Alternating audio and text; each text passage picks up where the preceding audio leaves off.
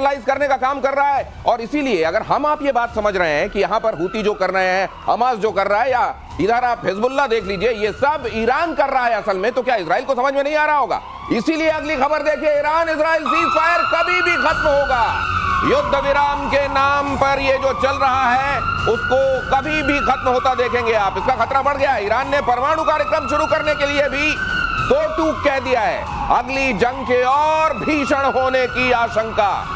ये पहले से अब रिसोर्स डिप्राइव्ड है ईरान, मेजर गौरव आर्य। क्या अब की बार अगर ये युद्ध होता है तो पहले से और खतरनाक दुनिया जैसा अंदाजा लगा रही है, या इस बार 2-3 दिन का मामला? नहीं, मुझे ऐसा लगता है कि ईरान अब और बुरी तरीके से पीछे पड़ जाएगा एनरिचमेंट टेक्नोलॉजी के पीछे और न्यूक्लियर वेपन बनाने के पीछे। ईरान की गति में तेजी आएगी, पहली चीज। दूसरी चीज, हमें क्लियर हो जाना चाहिए कि ये cease fire is only a figment of Trump's imagination. कोई सीज फायर नहीं है, ये सब ट्रम्प की झूठी बातें, चूरन बेच रहा है सबको। और तीसरी सबसे महत्वपूर्ण बात, ये लड़ाई दोबारा होगी क्योंकि बेंजामिन नेतन्याहू को यह पता है कि जब तक इनकी पूरी ऊपर वाली जो एशेलॉन है ये जिंदा हैं और जब तक न्यूक्लियर टेक्नोलॉजी इनके पास है, जब तक बैलिस्टिक मिसाइल हैं, इजराइल चैन की नींद नहीं सो सकता। और ईरान की रेजीम को यह बात भली भांति उससे परिचित है कि अगर उनके पास न्यूक्लियर वेपन नहीं हुए ये रेजीम नहीं बचेगी। ये लड़ाई एग्जिस्टेंशियल है, दोनों अपने वजूद की लड़ाई लड़ रहे हैं। ये सिर्फ इसलिए नहीं कि तुम इजराइल, मैं ईरान एक दूसरे को ठोकते हैं ना, ये वजूद की लड़ाई है, इसका फुल एंड फाइनल होना है। ये वजूद की लड़ाई है, और अगर इसका फुल एंड फाइनल होना है तो आप जानते हैं कि जब इस तरह अस्तित्व की लड़ाई, अस्तित्व बचाने की लड़ाई होती है तो फिर कुछ देखा नहीं जाता और ये पूरी दुनिया को खतरे में डालता है। इसी का डर है। अगली खबर देखिए जरा, 5वीं पीढ़ी का स्टेल्थ फाइटर जेट बनाएगा ईरान। ईरान का दावा, कहेर 313 के 5th जनरेशन पर काम शुरू। J-31 माफ कीजिए, और F-35 से ये खतरनाक होगा। ये कहर कहा जा रहा है कि J-35 F-35 से खतरनाक होगा, और ये आसमान में वो कहर बरपाएगा कि दुश्मन त्राहिमाम कर। अचानक इनको समझ में आ गया है कि हमारे लिए फाइटर जेट बड़े महत्वपूर्ण है। मिसाइल करते करते फाइटर करने लगे। दिनेश, इसमें तो थोड़ा हास्यास्पद है। ये कहर 313 अब 3 टाइम्स अनलकी है, ये समझ लीजिए जो नंबर इसका है। और ये 2013 में शुरू हुआ था, तो 4 टाइम्स अनलकी है। ये तब से बंद पड़ा था। अब इन्हें सडनली जाग उठी है कि हम स्टेल्थ फाइटर, आप जिसको देखिए वही स्टेल्थ फाइटर बनाने निकल पड़ा है। जैसे कि टेक्नोलॉजी स्टेल्थ फाइटर की सड़कों पे मिल रही है। लेकिन आप कई बार ऐसी बातें बताते हैं जो मेरे जैसे लेमैन को भी बड़ी महत्वपूर्ण जानकारी। आपने एक बात मेरे को बताई थी कि बना लो स्टेल्थ, VHF वाला रेडार तो पकड़ लेगा। वो रेडार जो जनरली आप चलाते हैं उसमें नहीं होता वो बैंड, लेकिन वो वाला VHF वाला लाएंगे तो पकड़ लेगा। फिर इनके स्टेल्थ क्या करेंगे? स्टेल्थ ये एक है ना, माहौल बनाए रखिए। माहौल स्टेल्थ। हाँ। हम इतने हैं, कहर बनाएंगे। अरे कहर बनाओगे, पहले अपने कहर को बचाओ। अच्छा सर, ये पाकिस्तान वाला एक और रिजेंबलेंस, हम अक्सर बात करते हैं ईरान और वहां वाली एक और खतरनाक नाम कहर जी, और कह रहे हैं वो 5 कितने सालों से बन ही रहा है जी। लेकिन एक और मैं आपको बात बताता हूं, हाल ही में जो चाइना के एक्सटर्नल अफेयर्स मिनिस्टर हैं, उनका एक बयान है कि हम ये नहीं चाहते कि रशिया और यूक्रेन की लड़ाई में रशिया हारे। उसका कारण है, देखिए इसका सब कनेक्टेड है। पूरा फोकस चीन में हो जाएगा। वो कहते हैं पूरा फोकस चाइना में हो जाएगा। तो जिस तरीके से ईरान इस्तेमाल करता है हुथियों को, हमास को, हिजबुल्लाह को, उसी तरीके से चाइना इस्तेमाल करता है नॉर्थ कोरिया को, पाकिस्तान को, ईरान को। यानी कि जिस तरीके से हमास ईरान की प्रॉक्सी है, उसी प्रकार से ईरान जो है वो चाइना की प्रॉक्सी है। आपको एक बात यह समझनी पड़ेगी, चाइना की प्रॉक्सी है सर। और चाइना हथियार देगा क्योंकि चाइना यह चाहता है कि ये वहां पे आग लगाए रखे मिडिल ईस्ट में। तेल के प्राइसेस को चाइना कंट्रोल कर सकता है, पहली चीज। दूसरी चीज, अमेरिका वहां पे फंसा पड़ा रहेगा बिकॉज ऑफ इजराइल। और तीसरी बड़ी बात, चाइना को यह स्पेस देगा कि चाइना अपने आप ग्रो करे और अपनी मिलिट्री कैपेबिलिटी को और सॉलिडिफाई करे। ये जिस तरह का एनालिसिस आपको यहां सुनने को मिलता है, मेरा दावा है कि एनालिसिस और इस तरीके का थ्रेडबेयर एनालिसिस कहीं नहीं मिल सकता। लोग करते हैं ना ओरिजिनल और डुप्लीकेट की बातें, अब आप समझ लीजिए ओरिजिनल कहां है। अगली खबर देखिए, इजराइल में ईरानी जासूसी नेटवर्क का खुलासा। 30 लोगों को जासूसी के आरोप में किया गया गिरफ्तार। टेलीग्राम ऐप के जरिए लोगों को फंसाया गया, पोस्टर लगाने, सरकार के खिलाफ लिखने के टास्क दिए गए। ये मतलब एजेंडा वाली लड़ाई भी जम के लड़ रहे थे जी। लेकिन दिक्कत यह है कि ना उधर कुछ कर पाए हैं ज्यादा, ना इधर कुछ कर पाए हैं ज्यादा। नहीं, देखिए कभी आपने ये देखा कि इजराइल में 30-50 गद्दार मिले? नहीं, आपको कभी रिपोर्ट आई है? ये यहाँ जेसीबी से लटका रहे हैं अब लोगों को। हाँ, जेसीबी से। ये पहले टेलीफोन के खंबे से लटकाते थे, क्रेन से फिर आए, फिर अब जेसीबी पे आ गए। हाँ। ये भी टेक्नोलॉजी के साथ, जैसे 5th जनरेशन का वही है जेसीबी। हाँ। अब देखिए साहब, ये लोग क्या कर रहे हैं कि ये इतने ज्यादा लोग क्यों ईरानियन रजीम के खिलाफ काम कर रहे हैं ईरान में? इसलिए काम कर रहे हैं क्योंकि परेशान है वो। ठीक है, सबसे बड़ी बात आपको ये समझनी चाहिए कि हर एक इंसान जो है, जो रजीम के खिलाफ काम कर रहा है, उसने ऐसा नहीं कि इजराइल से पैसे पकड़े हैं। कुछ लोग सचमुच बड़े परेशान और बड़े दुखी हैं, इसलिए उसके खिलाफ काम कर रहे हैं। और यहां पे विच हंट भी हो रहा है, यहां पे लोगों के अंदर एक खौफ पैदा करने की। देखो, 30 लोग पकड़ लिए, अगली तुम्हारी बारी है, तुम देख लेना, तुम्हें छोड़ेंगे नहीं। और पब्लिकली जेसीबी से टांगने का क्या मतलब है? पब्लिकली जेसीबी से टांग रहे हैं, यानी कि आप पूरे माशरे में, पूरे मुल्क में आप एक मैसेज दे रहे हैं कि जिसने रजीम के खिलाफ बात करी, ईरान के खिलाफ नहीं, जिसने रजीम के खिलाफ बात करी, वो जेसीबी पे पाए जाए। दिनेश, जो आप कहते हैं, मैं एक चीज और पढ़ रहा हूं। अगर आप जेसीबी से लटका रहे हैं लोगों को और भय, खौफ फैला रहे हैं, इसका मतलब आपको ये भी खौफ है कि रजीम में चेंज होने वाला है। ये डेस्परेट अटेम्प्ट है। ये डेस्परेट अटेम्प्ट है। Correct. अंदर की बात कुछ और हो सकती है, बाहर निकल के बोलना, मॉर्निंग करना, वो सब ठीक है, लेकिन अंदर क्या हो रहा तो है? सर, लेकिन ये जो पूरा इलाका है, जिसको खित्ता कह लीजिए आप, जो उनकी लैंग्वेज में, यहाँ तो तरीका ही यही है, पत्थर मारना, यूं लटका देना। यही तो ये ह्यूमन राइट्स वाले बेसिकली लोग, इन्होंने खौफजदा ही कौम पैदा की है, उसी के सहारे चल रहा है सब। तो ये खौफ का ही कारोबार है। ये पूरे इलाके में, मिडिल ईस्ट में अमेरिका के खिलाफ साजिश। अगली खबर, मिडिल ईस्ट में अमेरिका का दबदबा खत्म होगा। ईरान की एंट्री से अमेरिका मोसाद की नींद उड़ी। बंकर से बाहर आए आयतुल्लाह खामेनेई, परमाणु बम बनाने के मिशन को ग्रीन सिग्नल दिया। बड़े दिनों बाद बाहर आए हैं और कहा है अब बनाओ बम। पहले कहते थे हम शांतिपूर्ण इस्तेमाल करेंगे, अब इन्होंने गो अहेड कर दिया। लाइट दिखाई है, ग्रीन लाइट दिखा दी। ये ग्रीन लाइट साहब बड़े दिनों से दिखा रहे हैं ग्रीन लाइट। ये इनकी ग्रीन लाइट ऑफ कर दी थी इजराइल और अमेरिका ने मिलकर। अब दोबारा इन्होंने बेसिकली क्या है कि जब उन्होंने बोला कि आईएईए के जितने भी इंस्पेक्टर्स हैं बाहर निकलो, हम इस मुआहदे से अपने आप को पीछे खींच रहे हैं, अब हम इसका पार्ट नहीं है। बेटा साहब, बीच में रोक रहा हूं जी, क्योंकि मेरे मन में एक कौतूहल है कि अगर आपको मालूम था, जैसा आपने कहा कि हमें मालूम है कहां है खामेनेई जी, और आपको ये मालूम है कि यही सबसे बड़ा थ्रेट है जी, इनकी आइडियोलॉजी है एक्चुअली ये परमाणु हथियार बनवा रही है जी, तो आपने फिर इनको बनाए क्यों रखा हुआ है? या तो आपकी वो जो आपने दावा किया था वो झूठा था जी, और या फिर आप थ्रेट कहते तो है लेकिन थ्रेट को बने रहना देना चाहते हैं। जी, क्योंकि इसमें बहुत समय से नेतन्याहू, देखिए इजरायली जो है अमेरिकन पे डिपेंडेंट हैं जी, और 20 साल से नेतन्याहू एक ही बात कह रहा है कि इनको निपटाओ, इनके न्यूक्लियर प्रोग्राम पे बम मारो, ये करो वो करो, दुनिया भर की चीजें। नेतन्याहू पहली बार नहीं, नेतन्याहू जब भी अमेरिका जाता था, जब भी मिलता था या अमेरिकन वहां पे आते थे इजराइल में, नेतन्याहू का एक एजेंडा था कि ईरान के ऊपर बम मारो। और नेतन्याहू कब से बोल रहा है, अब जाके वो चीज थोड़ी बहुत पूरी हुई है। आप ये कह रहे हैं कि नेतन्याहू तो मारना चाहते थे, ईरान अमेरिका ने हाथ पकड़ लिया? मैं वही कहना चाह रहा हूं। दिनेश, एक बात कहूं, जैसे आपकी सरलीकरण वाली भाषा में, कि ये पिक्चर अभी बाकी है। ये पिक्चर जो इंटरमिशन हुआ है कि क्या है? आपने विलेन को मार दिया, पिक्चर कैसे चलेगी? ये भी बात है। ऊपर से सामान भी बेचना है, सामान बेचना है, मेन है ट्रेड डील। जी, वहाँ खतरा बढ़ेगा। आप देखिए, सबने 5% कर दिया, इधर भी सामान खरीदा। ये गजब का एनालिसिस ये भी देखिए। इसीलिए आप बयानों में अंतर देखिए। एक तरफ जहां नेतन्याहू आपको एकदम एग्रेसिव दिखाई दे रहे थे, ये ट्रम्प देखिए पहले कहा कि हमको मालूम है लेकिन हम नहीं करेंगे, और बाद में आके क्या कहा, आप तेल बेचो, आप महान हो सकते हो, मेक ईरान ग्रेट अगेन। अगली खबर, गाजा के 130 ठिकानों पर हमले के बीच बड़ी खबर, इजराइल के रक्षा मंत्री का बहुत बड़ा बयान, गाजा पट्टी पर पूर्ण कब्जे से ही निर्णायक जीत होगी। ये पूरी पट्टी पर जब तक हम ऑक्यूपाई नहीं हो जाएंगे तब तक हमारी कंक्लूसिव जीत नहीं होगी, ये कहना है वहां के। मतलब यहां भी पिक्चर बाकी है। बिल्कुल, देखिए वो तो मैं आपके प्रोग्राम में पहले भी बोल चुका हूं कि जब तक इन्फेंट्री का सोल्जर जाके वहां पे बूट्स ऑन ग्राउंड जिसको हम कहते हैं, जब तक वहां पे जाके आप इलाके को ऑक्यूपाई नहीं करेंगे, जब तक वहां पे इजरायली फौज नहीं घुसेगी और हर एक गली, हर एक चौबारे को ऑक्यूपाई नहीं करेगी, तब तक आप कुछ नहीं कर। हवा से आप बम मारते रहिए, क्या होगा? मलबा हो जाएगा ना पूरा शहर। उसके बाद क्या होगा? लोग अंडरग्राउंड चले जाएंगे।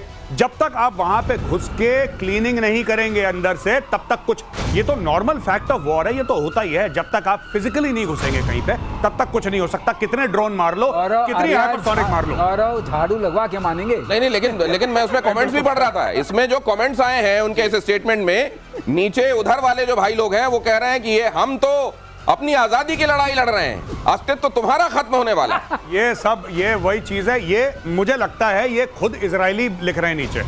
क्या होता है कि ये फॉल्स फ्लैग, इजरायली कह रहे हैं हम तुम्हें मार देंगे, हम तुम्हें मार देंगे। वो पता लगा वहां पे गुस्सा हो गया, उसने बम मारा।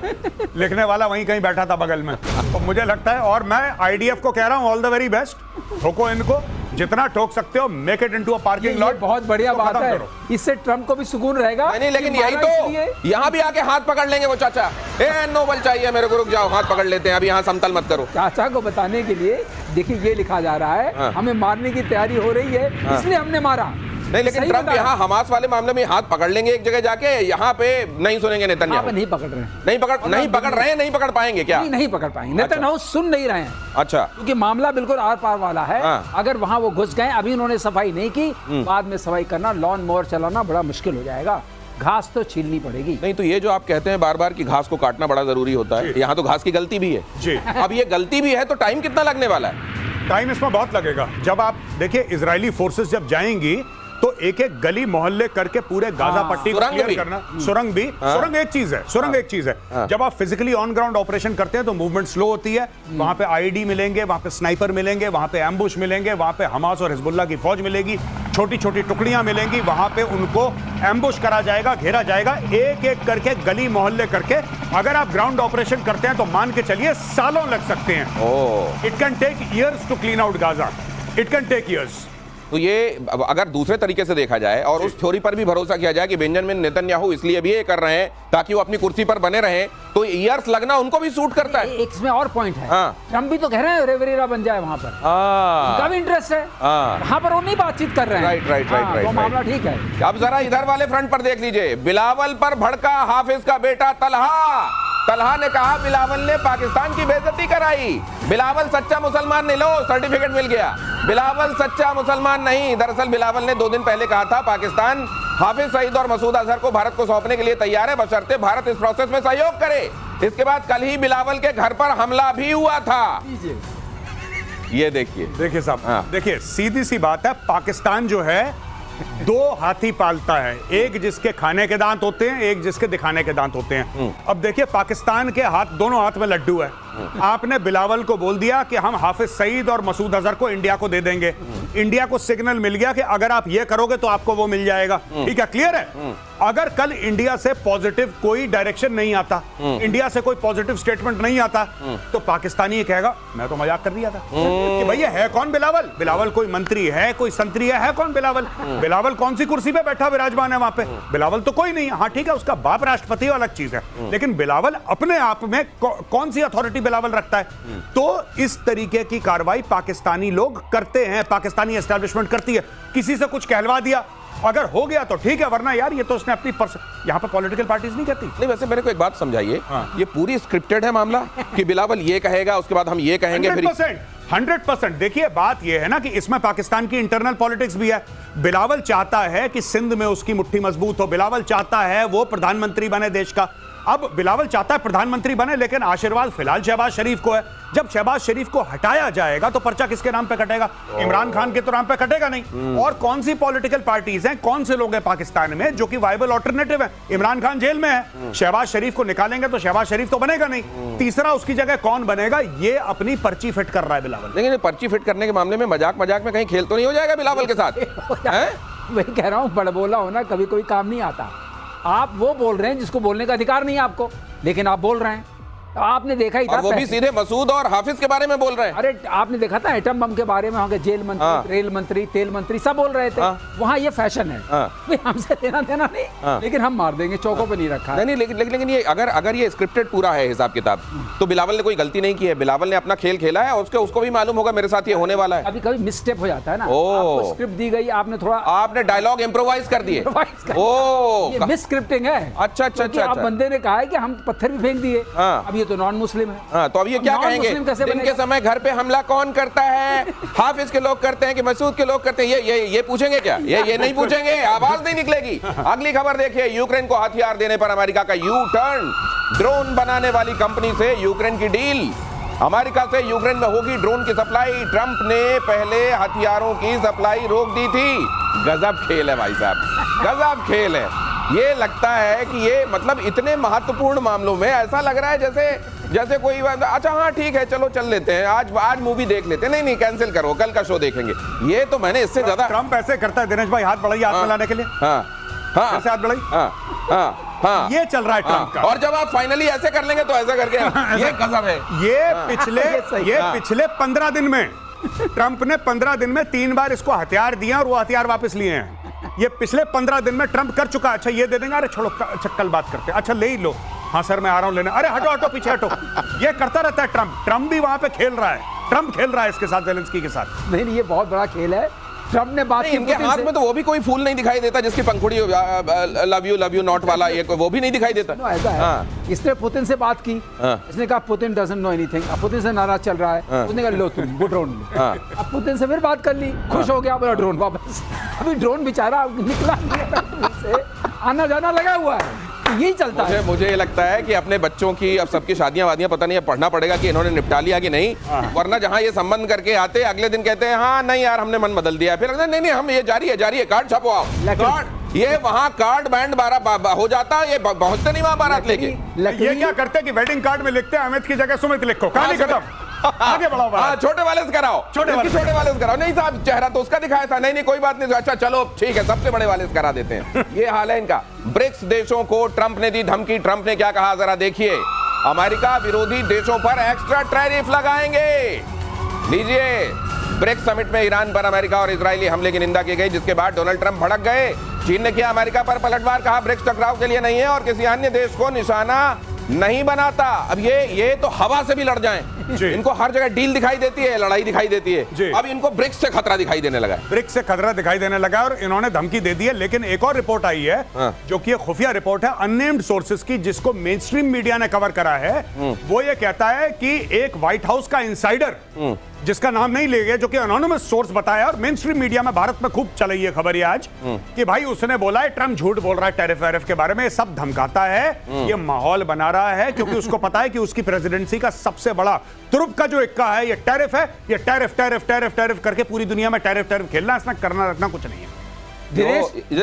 ये असल में ब्राजील वहां पे ब्रिक्स वाले मामले में सुना अंदर ये बात भी हो गई, ये जो डॉलर वाले सिस्टम में पूरे दुनिया को जकड़ रखा है, इससे बाहर निकला जाए। हाँ नहीं सुनिए आप बताते हैं, ये चौथी धमकी है ब्रिक्स को।